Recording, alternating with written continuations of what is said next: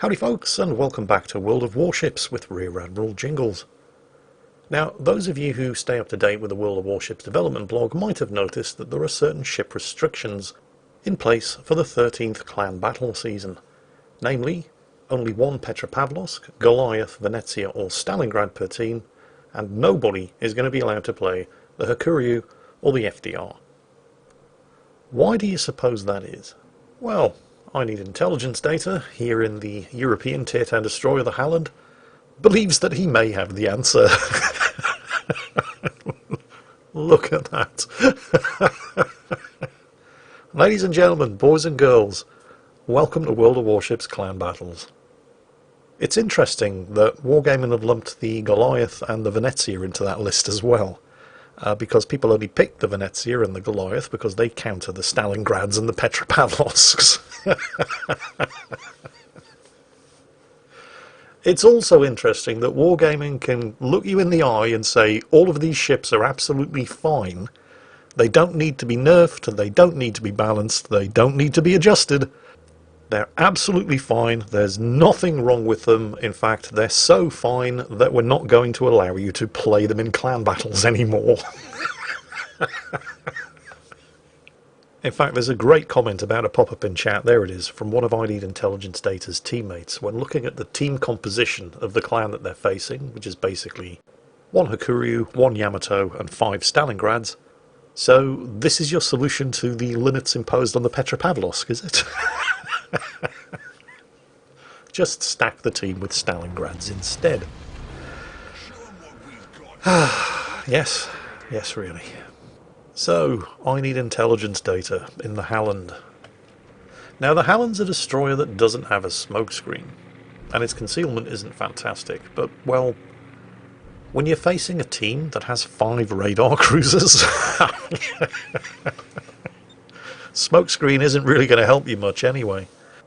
Also, of course, there's a carrier in play, because there's always a carrier in play in clan battles, at least there is if your team actually plans on winning. And playing against carriers is always fun at the best of times.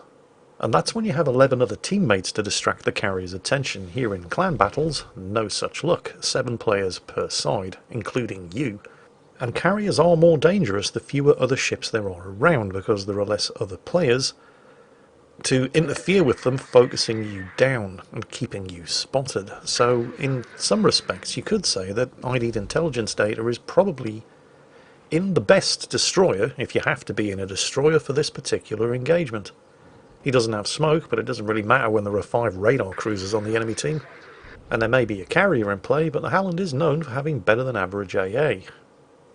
You know, as much as that matters. His best defence against the carrier, of course, is being able to keep one eye on the minimap, see where the aircraft are coming from, and just be somewhere else. His best defence against the Stalingrads, well, it's not going to be his guns, that's for sure. Battleship Stalingrad over there laughs in the face of your 120mm high explosive, regardless of how fast your rate of fire may be. But the Halland does have another trick up its sleeve. Its torpedoes. The Halland's torpedoes are ludicrously quick, with a base unmodified speed of 86 knots, which isn't that far away from the cruising speed of a lot of the aircraft in World of Warships. They also have an incredibly quick reload, only 100 seconds. And unlike other destroyers in the European line, the Halland's torpedoes actually do a bit of damage when they hit the target. I mean, they don't do a lot of damage, certainly not by Tier 10 standards. In fact, if we're being totally honest here, the Halland's torpedoes don't really do a lot of damage by Tier 9, 8, 7 or possibly 6 standards, but they do a lot more damage than you'd be used to up until this point. At the moment he's got 12,000 damage done, and that's from 1 torpedo hitting a flood. And then another 2 torpedoes hit home. He's up to 35,000 damage, that's from 3 torpedo hits and 2 floods. Then the FDR gives the Stalingrad to the rear the good news with the torpedo drop. Yeah, these torpedoes are not terrible. Not compared to... Well, I can remember playing the Tier 7, whose name I still can't pronounce, in the European. Come on, let's be honest. Once you get to a tier that actually matters, they're all Swedish. Ooh. I Need Intelligence Data's team just lost their carrier. The FDR's down. They've just knocked out a Stalingrad in return, but I definitely wouldn't call that an even trade. So, 4 radar cruisers, and a carrier, and now your team has no air cover. This is going to be fun. But back to the story of the Scania, however you pronounce the name of the Swedish Tier 7. I was in a random battle, managed to ambush a USS Helena Tier 7 light cruiser. Popped around the side of an island, dumped all 6 torpedoes into the water, one of them missed, hit with 5 torpedoes, didn't sink the Helena, and then he introduced me to all 15 of his 6-inch guns, and let's just say I didn't survive his retaliation. He was very angry. So, yeah, I've never really... Oh, how can I put this?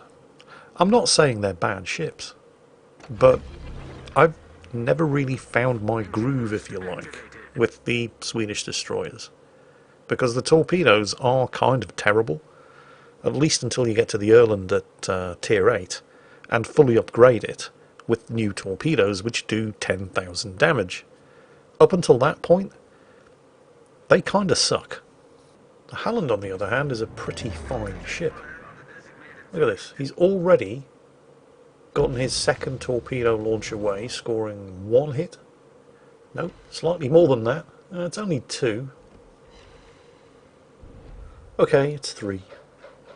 The thing is, though, by the time those torpedoes have hit, because they're so fast and because the reload is so quick, he's only got, well, now less than 30 seconds to go before he can fire them all off again. And while each individual torpedo has been doing less than 10,000 damage, with 6 hits, he's got 71,500 damage done, because he's also gotten quite lucky with the flooding. And because he's never scored a double flood on any one of the Stalingrads he's been torpedoing, they've just been quite happy to let that flood tick along, rather than waste their damage control on a single source of damage over time. Or at least one of them has. Torpedoes ready to go again. Biggest cluster of targets over in that direction, and he is now radared. Probably the Stalingrad up ahead, since he is less than 10 kilometers away and I need intel data, is capping. Wow, that was a bit underwhelming, wasn't it? If I was that Stalingrad, I'd be asking for a refund. I think I need intelligence data is just gonna... Yeah, there he is. He's just waiting out the radar because he wants to finish capping. Oh, that was unlucky. Managed to reset him again. Well done to the Stalingrad. Then again, I suppose he was still detected at more or less the moment where the Stalingrad fired that 2nd salvo. And it's reasonable to assume that a destroyer who's capping and not shooting at you probably wants to finish capping, so yeah. He's radared again. You see, this is the thing, when the enemy team is stuffed full of ships that have a 12-kilometer radar range, there aren't that many places you can safely go to without running the risk of being spotted. The enemy team has taken Yeah, that one actually hurt. So whose radar is that? It's probably that guy. You see, the temptation here is to start unloading the guns at him in an attempt to sink him and silence his radar, but, well, 2 things. First, Stalingrad's radar may have a 12-kilometer range, but it only lasts 20 seconds, so just wait it out. Secondly, if you are going to start shooting at a Stalingrad in a ship that's armed with 120mm guns, like the Halland, expect lots and lots and lots of this to happen. Bouncy, bouncy, bouncy. The only reason he's doing any damage here at all is because he switched to armor piercing rather than high explosive shells, because while the Stalingrad will look you straight in the eye and tell you that it's a cruiser with a 25mm bow and deck, most of that deck is actually covered in 50mm armor plates, and even the extremities on the bow and the stern that do have 25mm of plating, at the bows they have a 50mm waterline belt or icebreaker, and parts of the stern actually have 170mm of armour. So, 25mm bow and stern, my arse. One downside of the Stalingrad, and this is something that's common to other battle cruisers, super cruisers, large cruisers, whatever the hell wargaming are calling them this week, is that fires last 45 rather than 30 seconds on these things. The thing is, because it is a cruiser, it gets access to a cruiser's damage control party, which is on a pretty short cooldown, so if you can get multiple fires to stick on one of these things, it will chew through a large amount of their hit points, but getting those fires to stick can be a bit of a challenge in the first place. Oh, he's radared again. It's not the one to the south, he's too far away. And disappointingly still alive, despite the fact that he's been pursued by a Venezia and a Goliath. Must be that guy. Yep. 12.1 kilometres, and suddenly he was undetected, so that must have been his radar. Actually, to be completely fair to the Venezia, it's just the Goliath over there who's pursuing the Stalingrad to the south, since the other Venezia is turning around to try to deal with the other two Stalingrads over there, since the team just lost a Venezia and an Ohio, and they're now outnumbered 4-3. All is not lost, however, since, well, as I mentioned at the start of the video, the reason why a team in clan battles would pick things like Goliaths and Venezias is because they are pretty good counters to things like Stalingrads and Petropavlovsks. As long as the Goliath in question, of course, who was on 21,500 health, doesn't turn to give broadside at point-blank range to the Stalingrad, who was on 3,000 health just to get his torpedoes away.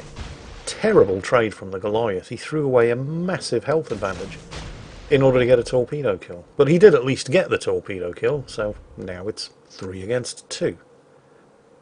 The Venezia is holding the attention of the two Stalingrads over there. And the Venezia's semi-armor piercing shells can do a fearsome amount of damage to, well, anything.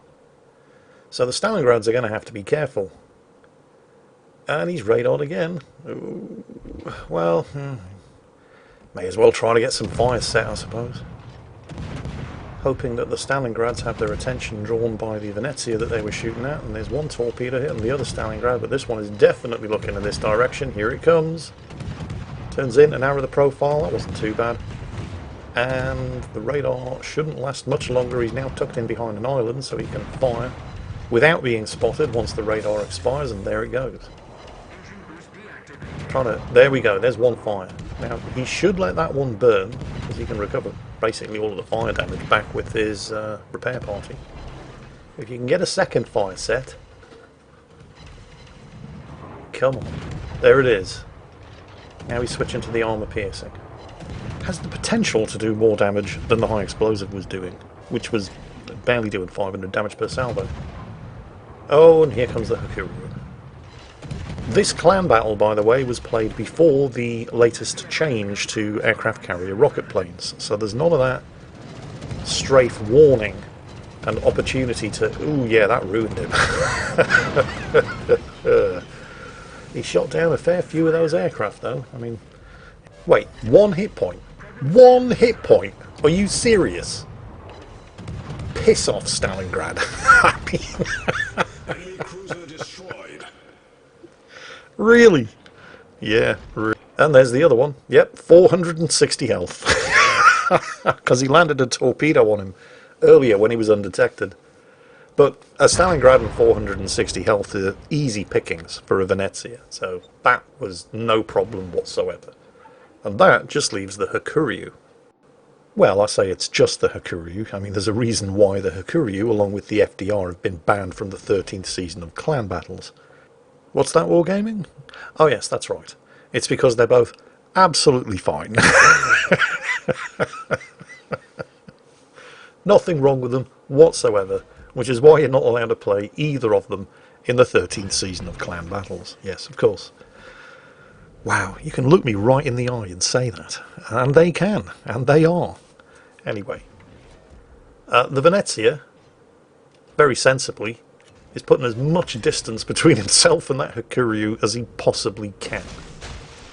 While I need intelligence data, who ironically enough could really use some intelligence data right now, is just dumping some speculative torpedoes in the general direction of where he thinks the Hakuryu is going to be, while attempting to flip the final cap circle. And sure enough, there he is. Actually, those torpedoes don't look too bad.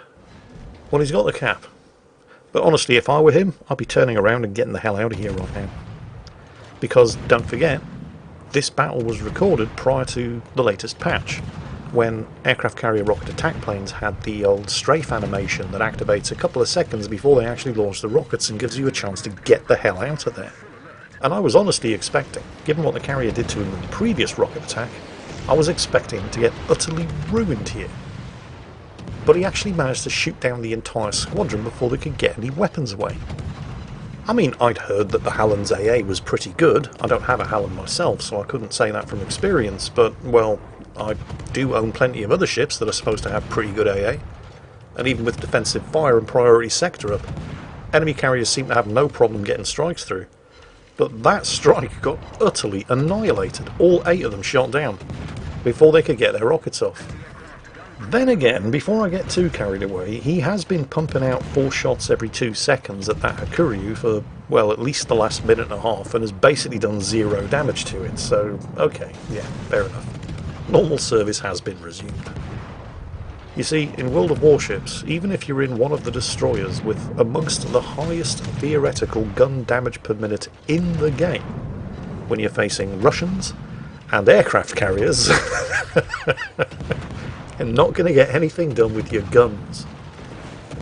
Torpedoes, on the other hand, providing you can launch enough of them quickly enough, are eventually going to get the job done. So that was I Need Intelligence data.